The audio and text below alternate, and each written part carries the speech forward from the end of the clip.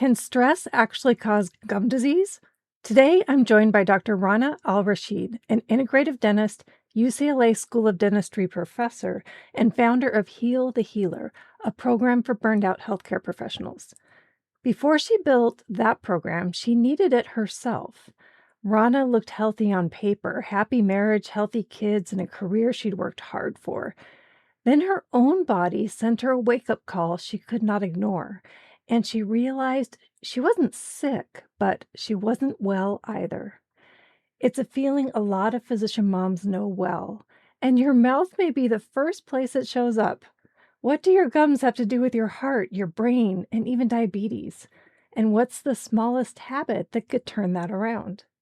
If you've ever felt like you're pouring from an empty cup, this one is for you. Find the full transcript at inspiredmommds.com/103.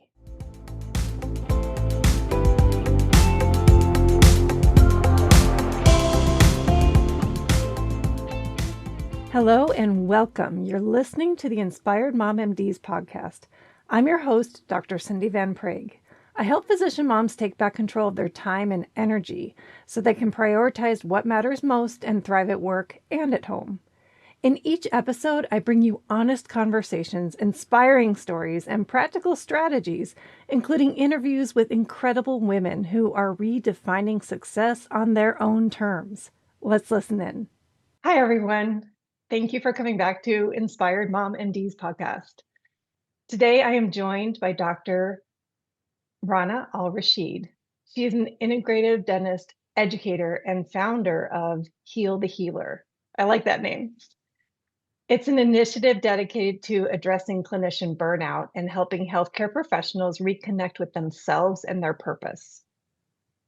Rana serves as a health sciences clinical assistant professor and group practice director at the UCLA School of Dentistry, where she teaches the connection between oral health and whole person health and brings integrative approaches directly into patient care. As a full-time academic, clinician, educator, and mom of 3, she brings both expertise and lived experience to today's conversation about how small daily practices can create meaningful change in our lives. Welcome, Rana. I'm so excited to have you here. Hi, Cindy. Thank you for inviting me. It's a pleasure to talk with you, and it's a pleasure to know you, and thank you for having me here. Yes, and just so the audience knows, I know you already. I've known you for a few years. We did integrative medicine fellowship together. So I'm very excited that you're here because you're so eloquent. So let's move on. Yeah. So I would love to start with just your story. It can be, what led you into dentistry, integrative dentistry, wherever you want to start. So I graduated from University of Jordan, and I always say I chose dentistry twice, but it took for me to go into integrative medicine for me to enjoy dentistry and to find my purpose in choosing the profession, in enjoying the profession that I chose. So I graduated from University of Jordan in 1997, and then I moved to the US with my husband. The path for dentistry is a little bit more complex than medicine. You have to go through a lot of examinations, and many times you have to go back to school. So in this time, I thought that, you know what, maybe the universe is telling me you don't have to do dentistry. You can explore other things.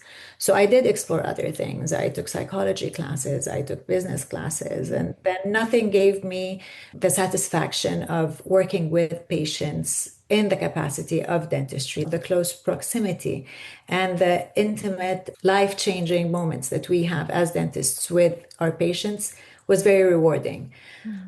But still, I did not enjoy dentistry. I chose it another time. I moved to California. I did my license exams. And then I started working, and I was teaching. And that gave me purpose. Education gave me purpose. And it took a personal story of mine where life was good for me. Again, I was born in a very healthy family, happy family. I have healthy siblings, healthy relationships with my parents, with my siblings. I did not face any major adversity. I am very blessed in that. I married the love of my life, had kids, everything was good. And yet one day I woke up and I had like layers and layers of like some skin rash, urticaria. Like it was a big, big thing. And I went to the doctor and they did all the tests and nothing was going on. And it got me thinking that although I wasn't sick, I wasn't healthy. Mm. And that showed me in real time what stress can do to someone. And that kind of led me down the integrative medicine path, exploring what goes into being healthy. And then I did the fellowship in integrative medicine, and it kind of reframed how I think about dentistry, about life, and it just gave me a different scope to see life. Wow. So you chose dentistry twice, or maybe more than twice. But I like how you phrased it that you weren't sick, but you weren't healthy. What an Mhm. interesting spot to be in. And for me, I thought since I lived with all that privilege, and still my body reacted to that way to like little stressors. Yeah. It wasn't even, it's not even a major stress. It was little stressors here and there. Mm. And my heart still goes out to people who struggle with so much more and yet do not have the tools the evidence-based tools that we have from integrative medicine to help themselves along the way. Integrative medicine gave me all the tools that I can help my students, I can help my patients, I can help myself, and I can show up for my family just because of we are made for this Mhm. if we know how to work it. So we will get into some of those tools because I'm fascinated by that. But I'm also interested in how oral health can capture really a picture of how our whole body is doing. So, are there some indications that you see in your practice that say, this patient may not be sick, but they may not be healthy? So, walk us through that. 100%. In 1999, I think the Surgeon General said that the mouth is a mirror of what's going on in the body and Mhm. can be an indication of early signs of disease. And the first thing, if we think of ourselves or our loved ones, the first thing that goes out when you feel any stress is what? Not brushing before you go to bed. Mhm. It's so easy. You know what? I don't have the energy to do it. I'm just going to go to sleep without. It's just like people think about it of going to sleep with their makeup on, right? So that's the Mhm. first sign you see. If you want to dig deeper, if someone who is stressed, not even diseased, right? It's someone who's not healthy, not sick, but it's not healthy either. If you're stressed, you're more likely to breathe through your mouth. You're more sympathetic, right? So everything is stuck here. And we know that we need to breathe through your nose for that Mhm. effect of the nitric oxide for your body to relax. So people who are breathing through their mouths will have more plaque or buildup on their teeth. So think of someone not brushing, a little bit more of mouth breathing, then you will have more plaque, more bleeding, your tongue you can have some irritation. So these are the signs of just someone who is a little bit stressed. It's Mhm. exam time. Early decay. When we see patients who are in their early 20s, like early, still in college, the parents could work so hard and when the kids are young in their teens when they're still at home to kind of give them the good snacks and brush well and Mhm. do not eat like try to eat just like whole foods, no processed foods, no sticky foods, and then they go to college and then everything goes out the door. Yeah. So they start snacking on junk and eating all kinds of processed foods, and then suddenly the kids will have a lot of decay and a lot of disease in their mouth.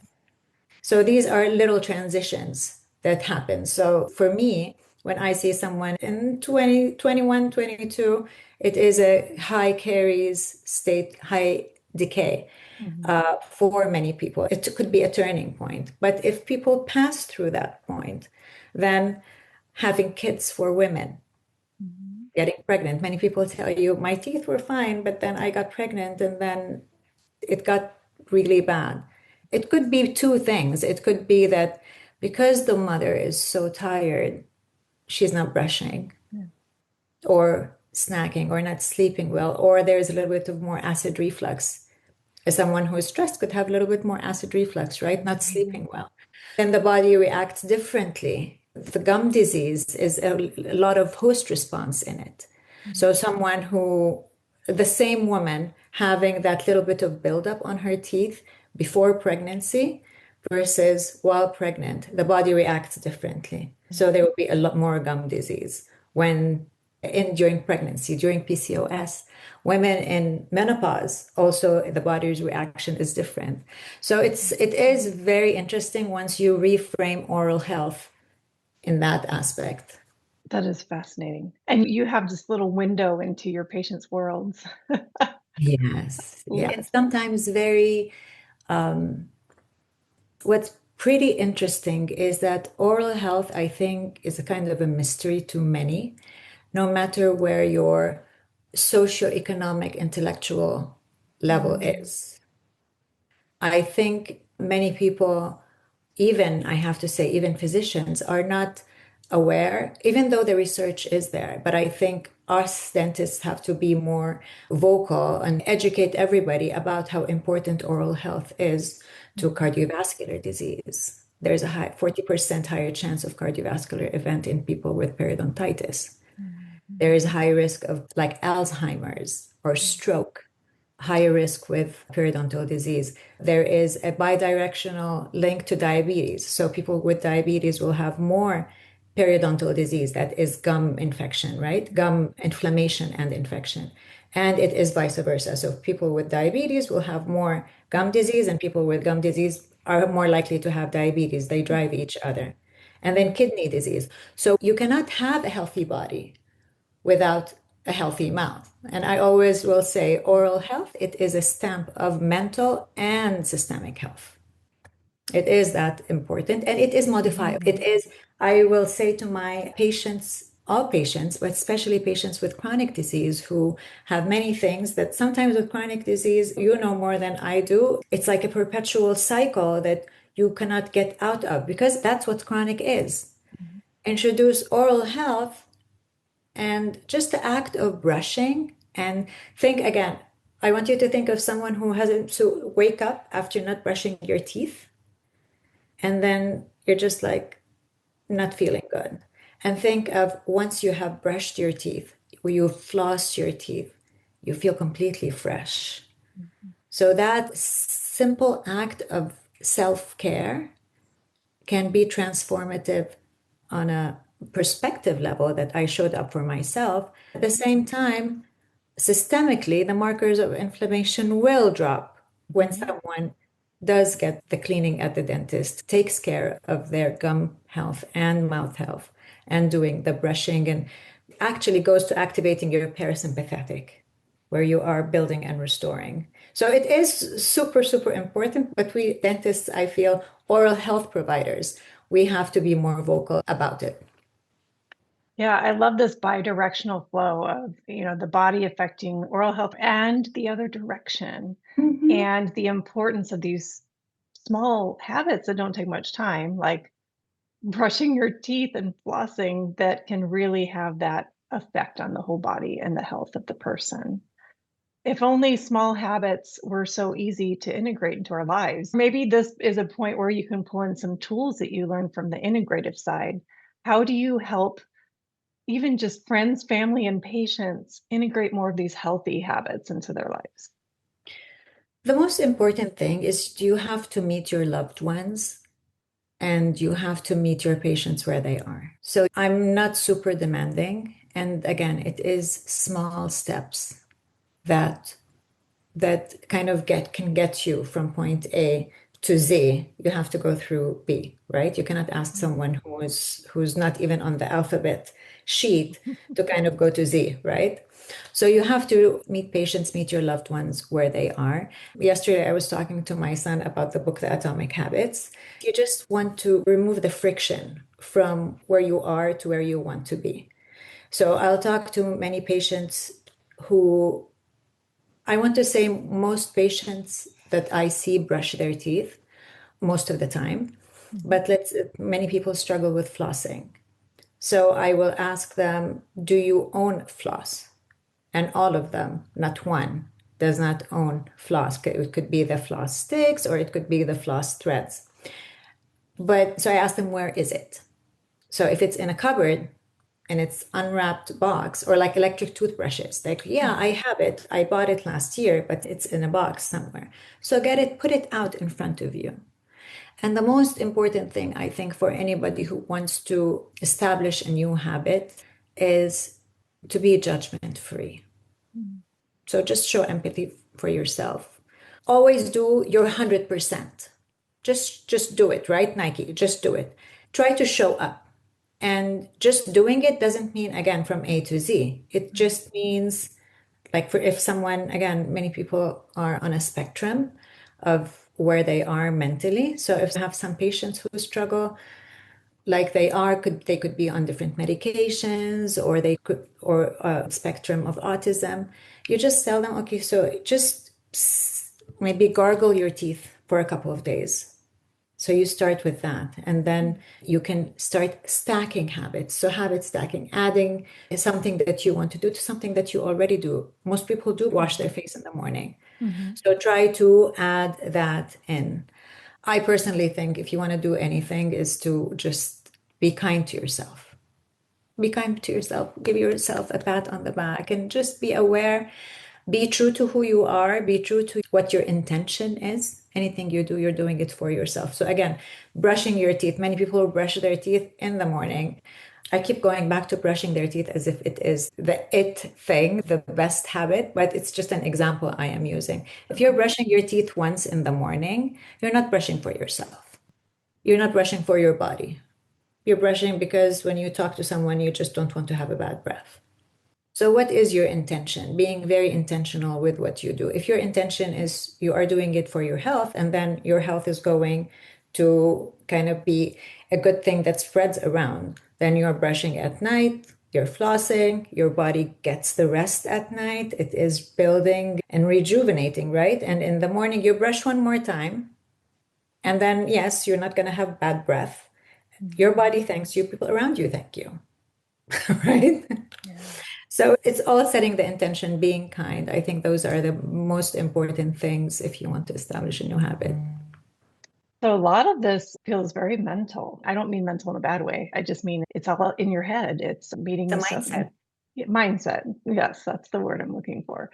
And it's meeting yourself where you are yourself too, not just others, and showing some self-compassion and some grace, Mhm. and just fascinating. So I know with a lot of, with some people listening now, we're talking to very driven, high achieving, smart women.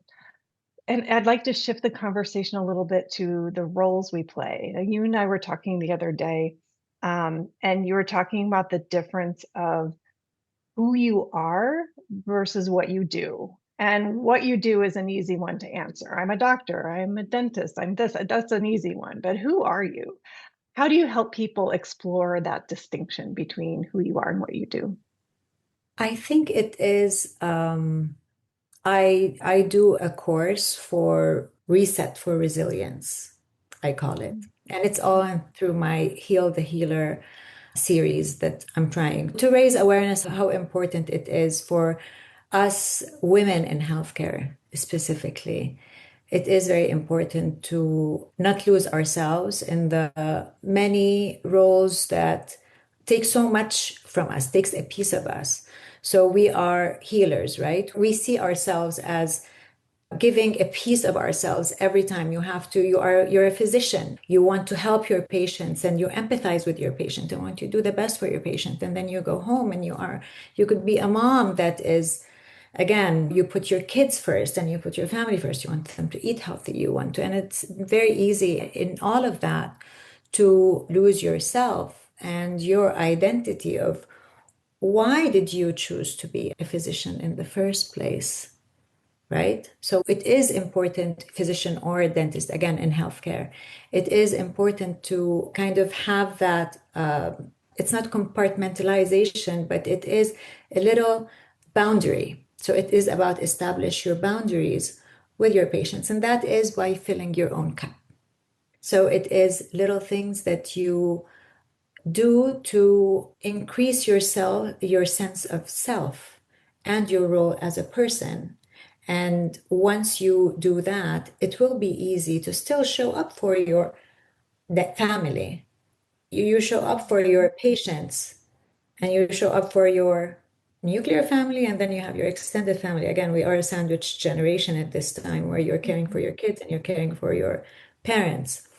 And this is where integrative medicine kind of pulls in. So today I'm wearing the jersey for the Jordan team because they're playing in the World Cup for the first time. But when I talk to my students and I try to start them early on with this, I try to tell them that the little things that you do every day, the little habits that you do every day, is what's going to help you. And then the mindset is the athlete mindset. It's a marathon. Life in healthcare is like a marathon. So you have to eat well, you have to exercise, you have to sleep well, you have to, again, the wheel of wellness. For a marathon, you cannot wait until you work, work, work, and then I go on vacation, or work, work, work, and wait for the weekend. It's not like that. It is every single day. You have to do what you can. Again, it's 100% every day, but your 100% can be 1% one day, and it can be 100% another day. But you do your best. And resting in knowing that you are doing your best gives you freedom. If you add in the self-compassion, I think you just need to be very clear about your boundaries because we're like giving, right? Again, because I see, I am married to a physician. My husband is a physician. I see what he does. And then I see patients at the faculty practice. Many of my patients are physicians. Many of my best friends are physicians. And then when they sit in my chair, they are exhausted. They did not sleep. They are on tons of medications. The women doctors. And that's not the way it should be. If we are in a profession that once we are healing, you have to start with yourself because you cannot pour from an empty cup if you're not going to burn out. So just having the mindset of the athlete, hey, go Jordan. That's how we need to be thinking. And then there's a little exercise that I do in my course where I have people write, what are you? Who are you? So I invite everybody listening to think of who they are if tomorrow you cannot do medicine anymore. What would you be doing? I share with my daughter wants to do medicine and she's applying. But I tell her I'm working full time, but in my head, there is another part of me that just wants to be reading books every day and then coming up with new recipes every day and going on hikes and going on walks. So that person doesn't have the chance now to do it, but then I try to incorporate little pieces of that in my day to kind of fill my cup. Because when I do that, I can show up better for them, for my patients, for my students, for myself. That's the most important thing. It is one, being good and kind to yourself is the most selfish thing you can do. It's selfless thing you can do. Because when you are good and you know you are so capable, you're so loving, you are an empath, you are empath and smart. And our like we have the best of the best, right? Listening in. We are so much and we can give so much, but we have to do that for ourselves. And you lead by example. When we started together, the fellowship, like I would learn something and like, did you know this, and that? Like, okay, mom, whatever. My husband is like, just don't start again. And I stopped. And just by living it, just by trying to apply what I can from what we learned, you do what I do, don't do what I say, right? So live it, enjoy it, and then people will just gravitate and they'll want to do what you do. So be true to who you are, and what you do doesn't have to mean what do you do for other people. The answer could be what do you do for yourself? And that involves having boundaries so that you can take care of yourself and have self-compassion for yourself.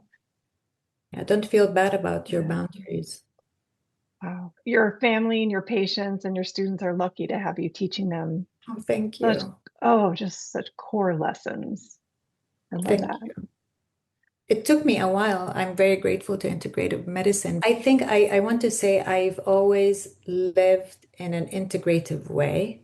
But Mhm. when you know that the science backs these things to a healthy life, I think it kind of, that's when I started teaching. I may have been living it. I wasn't so good with the compassion, the self-compassion. I was compassionate with other people, I empathize with other people, but with myself, because we are high achievers. And I think you can identify with that. And I think many of our listeners will identify with that, is you are such a high achiever all your life. You're like, you set goals for yourself and you crush it, and you set another goal and you crush it. And then once you're at that goal, it's like, okay, what's next? But even when you crush that goal, you know there were like a couple of things that you fell short on. Mhm. And then these live in your head. These are the Mhm. micro stressors I think that were getting to me. So just self-compassion, I think, is one of the most important things that we can learn and teach to our girls, and it goes a long way. Now I'm thinking about the athlete mindset you were talking about because I'm looking at your Jordan shirt and I'm thinking, they may win the game or not win the game, but I hope that the players give themselves self-compassion about those little mistakes and that they don't take up too much rent in their head. Because we're Yeah. human. Yeah, We're human. No one, exactly. no one is born. We are born perfect the way they are, but we were never asked for perfection. Mhm. And giving yourself grace is just acknowledging your humanity. Mhm. Yeah. And doing your best every day doesn't mean it has to be 100%. That's another Exactly. wonderful takeaway. Exactly. So if the listener today wants to reach out to you and learn more about you, where should they go? I'm building my website. It's not up yet, Okay. but now I'm on Instagram at my name, Dr. Rana Al-Rasheed. Probably we can link it. And then there's the Healing Goddess. It's the handle I started many, many, many years ago, even probably before starting integrative medicine, at the Healing Goddess dash underscore DDS. Got it. And then I'm Yes, I on will link. LinkedIn, and I would love to answer questions and build our own community with you. It's amazing. Mhm. I encourage anyone listening to reach out to you, Rana. You're amazing. Thank you for being here today. You're welcome. If something in this episode hit a little too close to home, that tug of war between the doctor you are and the mom you're trying to be, I want you to know that you don't have to figure it out alone. I offer a free 30-minute clarity call, no pitch, just a conversation about what's actually going on. You'll find the link in the show notes. And if you want something to chew on in between episodes, grab my free 4 Steps to Take Back Control guide. That is linked there too.